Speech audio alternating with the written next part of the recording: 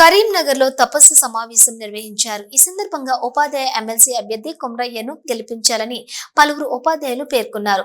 ఉపాధ్యాయ MLC అభ్యర్థి మల్య కొమరయ్యను గెలిపించుకోవాలని అన్నారు. ఆ తర్వాత కలెక్టరేట్ వరకు ర్యాలీగా వెళ్లి నామినేషన్ ఎన్నికలు రిటర్నింగ్ అధికారికి నామినేషన్ సమర్పించారు. తెలంగాణ ప్రాంత ఉపాధ్యాయ సంఘం మద్దతిస్తున్నటువంటి మెదకు, కరీంనగర్, నిజామాబాద్, ఆదిలాబాదు ఉపాధ్యాయ ఎమ్మెల్సీ అభ్యర్థి పెద్దలు గౌరవనీయులు మల్కా కొమరయ్య గారికి మద్దతుగా ఈరోజు నామినేషన్ ప్రక్రియ అనేటువంటిది ఏర్పాటు చేసినాం. ఈ నామినేషన్ ప్రక్రియ అనేటువంటిది ఒక ఆత్మీయ సమ్మేళన రూపంలో ఏర్పాటు చేసి ఇక్కడి నుంచి వందలాది ఉపాధ్యాయులతోన ర్యాలీ తీసి కలెక్టరేట్ నందు నామినేషన్ పత్రాలు సబ్మిట్ చేయడానికి ఈ సమావేశం ఏర్పాటు చేయడం జరిగింది. ఎందుకంటే పెద్దపల్లి జిల్లా ప్రాంతంలో పుట్టినటువంటి వ్యక్తి ఒక కుగ్రామంలో పుట్టి మరి అత్యున్నతమైనటువంటి ఉస్మాన్ యూనివర్సిటీ లోపల బీటెక్ చేసి ఉన్నతమైనటువంటి స్థానానికి చేరుకొని విద్య యొక్క ప్రాముఖ్యత తెలిసిన వ్యక్తిగా, అదేవిధంగా చాలా నిరాడంబరతో మృదువుగా ఆత్మీయంగా పలకరిస్తూ విద్యా అభివృద్ధికి కృషి చేస్తున్నటువంటి మల్కా కొమరయ్య గారికి తెలంగాణ ప్రాంత ప్రజలు మద్దతిస్తుంది. అదేవిధంగా ఉపాధ్యాయ విద్యారంగ సమస్యలు అనేటువంటిది పూర్తిగా అవగాహన చేసుకొని దాని పరిష్కారానికి మార్గాలు చూపిస్తాడని, గత ఎమ్మెల్సీలు గెలిచినటువంటి వాళ్ళందరూ కూడా ప్రభుత్వ వంచాన చేరి ఉపాధ్యాయ విద్యారంగ సమస్యలు పట్టించుకోకుండా వాళ్ళ సొంత పనులు పట్టించుకోవడం, అదేవిధంగా అత్యంత భయంకరమైనటువంటి 317 జీవో అనేటువంటి గురించి ఏనాడు కూడా పోరాటం చేయనటువంటి గత ఎమ్మెల్సీలు మరి ఈరోజు ఏ విధంగా ముందుకు వస్తున్నారో ఆలోచన చేయాలి.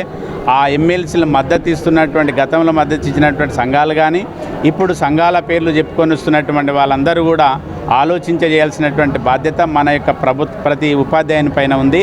కాబట్టి మీ అందరినీ కోరేది ఏంటంటే పదోన్నతులు కానీ 317 జీవో పరిష్కారం కానీ, అదేవిధంగా సిపిఎస్ రద్దు కానీ, డిఏలు కానీ, పిఆర్సీలు కానీ, పెండింగ్ బిల్లు కానీ, మరి అదే ప్రాథమిక పాఠశాల లోపల ప్రతి తరగతికి ఒక ఉపాధ్యాయుడు విద్యారంగ ప్రక్షాళన చేయాల్సినటువంటిది, న్యూ ఎడ్యుకేషన్ పాలసీ 2020 ఇంప్లిమెంట్ చేయాల్సినటువంటి గురుతరమైనటువంటి బాధ్యత రాష్ట్ర ప్రభుత్వం పైన ఉంది. అటువంటి విషయాలను ప్రస్తావించడానికి గౌరవ మల్కా కొమరయ్య గారు కృషి చేస్తారనేటువంటి పూర్తి విశ్వాసంతోనే మద్దతు ఇవ్వడం జరిగింది. తెలంగాణ ప్రాంత ఉపాధ్యాయ సంఘం రాష్ట్ర అధ్యక్షులు హనుమంతరావు. అదేవిధంగా తపస్ మాజీ సభ్యుని. వాస్తవంగా ఏంటంటే నేను కూడా ఒక యాస్పిరెంట్గా ఉండే, కాకపోతే అధిష్టానం మేర వరకు కొమరయ్య గారి పూర్తి బాధ్యత నేను తీసుకొని నా భుజస్కంధాలు వేసుకొని మా తపస్కు ఒక పూర్తి మద్దతునిచ్చి గెలిపిస్తాను. అదేవిధంగా ఇంకా విషయం ఏంటంటే వాస్తవంగా ఏంటంటే క్రితం మన ప్రెసిడెంట్ గారు చెప్పినట్టు క్రితము ఉపాధ్యాయ సంఘాల యొక్క ప్రాబల్యం అధికంగా ఉండేది. కానీ ఇప్పుడున్న పరిస్థితి లోపల ఉపాధ్యాయుల ఒక సరిపోవడం లేదు పోరాటానికి. ఇప్పుడు అదేవిధంగా ప్రతిపక్షంగా ఉన్న బీజేపీని గెలిపిస్తే ఉపాధ్యాయ సమస్యలు కానివ్వండి. వాస్తవంగా ఏంటంటే నా యొక్క పరిస్థితి ఒకటే చెప్తా, నేను జూన్లో రిటైర్డ్ అయితే ఇప్పటివరకు ఒక 1 రూపీ రాలేదండి. ఎందుకంటే గ్రాట్యుటీ కానివ్వండి, మెడికల్ బిల్ కానివ్వండి, లివ్ ఎన్కాష్మెంట్ కానివ్వండి, ప్రతిదీ పెండింగే ఉన్నది. ఈ ప్రభుత్వము మన ఉపాధ్యాయులకు ఎలాంటి సహాయ సహకారాలు అందించడమే కాకుండా మన హక్కులను కాలరాస్తుంది. కాబట్టి ఒక బీజేపీ అభ్యర్థి అయిన మన మల్కా కొమరయ్య గారిని గెలిపించినట్టయితే బీజేపీ అండదండలతో పోరాటం చేసి మన సమస్యలు పూర్తిగా తీరుస్తారని ఆశాభావం వ్యక్తం చేస్తున్నా. Thank you. పోల్ సత్యనారాయణ మాజీ సభ్యులు వచ్చారు. ఇక్కడికి వెళ్ళి కలెక్టర్ ఆఫీస్కు ప్రొసెషన్లో వెళ్ళి నామినేషన్ దాఖలు చేయడం జరుగుతుంది. అయితే ఈ ఉపాధ్యాయులందరి సమస్యలు రోజు రోజుకు బాగా పెరిగిపోయినాయి. అందులో పాతగా గవర్నమెంటు గెలిచిన ఎమ్మెల్సీలు ఎవరు కూడా వాళ్ళ సమస్యలు పట్టించుకోలేదు. తర్వాత కాంగ్రెస్ గవర్నమెంట్ వచ్చిన తర్వాత కూడా ఈ ఉపాధ్యాయుల సమస్యలన్నిటినీ మేనిఫెస్టోలో పెట్టి మేము సాధిస్తామని పరిష్కరిస్తామని చెప్పి ఇప్పుడు 1 year 2 months అయినా కానీ వాళ్ళ సమస్యలు ఏమీ సాధించలేదు. కాబట్టి ఉపాధ్యాయులందరూ కూడా చాలా ఎజిటేట్గా ఉన్నారు వాళ్ళ సమస్యల పట్ల. అది ఉపాధ్యాయులు అనేటువంటి చాలా గొప్ప మేధావులు. వాళ్ళకి ఏ ప్రాబ్లమ్స్ లేకుండా చూసుకోవాల్సిన గవర్నమెంట్స్ ఏ ప్రాబ్లం సార్ట్అవుట్ చేయకుండా వాళ్ళ ప్రాబ్లమ్స్ ఎక్కువగా జటిలం చేశారు. తర్వాత ఎగ్జాంపుల్ ఇప్పుడు వాళ్ళ సొంత డబ్బులు గవర్నమెంట్లో జమ చేసుకొని వాళ్ళు రిటైర్డ్ అయిన తర్వాత ఆ డబ్బులను ఎన్ని ఎమర్జెన్సీ పర్పస్కి వాడుకోవాలంటే కూడా ఆ డబ్బులు ఇవ్వకుండా ప్రభుత్వం 1 year 6 months వెయిట్ చేపిస్తూ ఉంది. రిటైర్డ్ బెనిఫిట్స్ కూడా ఇప్పుడు పోల సత్యనారాయణ గారు చెప్పినట్టు రిటైర్డ్ కాగానే వాళ్ళకి వచ్చే డబ్బులు వాళ్ళ బెనిఫిట్స్ వాళ్ళకి ఇస్తే వాళ్ళు ఏదైనా ఒక డబ్బులతో ఏదైనా మంచి కార్యక్రమం కానీ పెళ్ళిళ్ళు కానీ లేకుంటే ఏదైనా వాళ్ళకి ఇష్టమైన వర్క్ చేసుకోవచ్చు. వాటికి కూడా డబ్బులు ఇవ్వకుండా ఇప్పుడు బాండ్స్ ఇస్తూ అంటుండ్రు. ఆ బాండ్స్ ఎప్పుడు మ్యాచ్యూర్ అయ్యి 5 years బాండ్స్ అది. ఆ bonds only is a paper, అవి మనకు ఎమర్జెన్సీకి ఏమీ యూటిలైజ్ కావు. అట్లనే ప్రతి ఉపాధ్యాయుల సెక్టర్కు గవర్నమెంట్ స్కూల్స్కు సపరేట్ సమస్యలు ఉన్నాయి. ప్రమోషన్స్ లేవు టైంలో, తర్వాత గవర్నెన్స్ లేదు, సరిగా ఇన్ఫ్రాస్ట్రక్చర్ లేదు. అదేవిధంగా గురుకులాలకు సపరేట్ సమస్యలు ఉన్నాయి, మోడల్ స్కూల్స్కు సపరేట్ సమస్యలు ఉన్నాయి.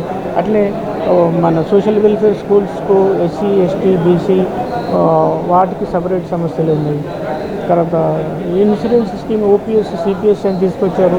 ఇప్పుడు వాళ్ళకు పెన్షన్ స్కీము కూడా లేదు.